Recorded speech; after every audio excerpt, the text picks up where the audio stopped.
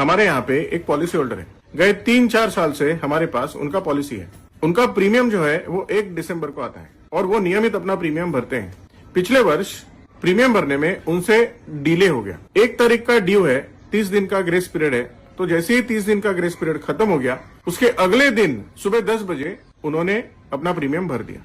तो policy enforce है, लेकिन उनके निजी जिंदगी में कुछ प्रॉब्लम्स थे, डिप्रेशन था या फिर कुछ अन्य उनके ऊपर आरोप हुए, जिसके चलते उन्होंने अपना जीवन समाप्त कर लिया, सुसाइड कर लिया।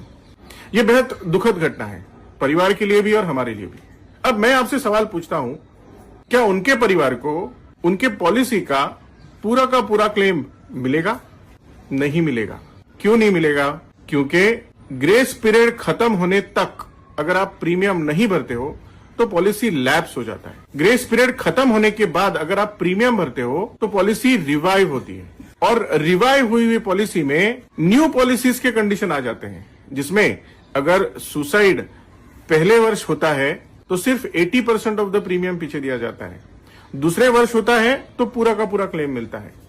3 साल पूरा प्रीमियम भरने के बाद सिर्फ 1 दिन का डिले करने की वजह से उनका पॉलिसी रिवाइव स्टेट में चला गया, जिसके वजह से उनका पूरा का पूरा पॉलिसी अभी न्यू पॉलिसी के स्टेटस में आ गया और उनके परिवार को मात्र 80% of the total paid premium मिले।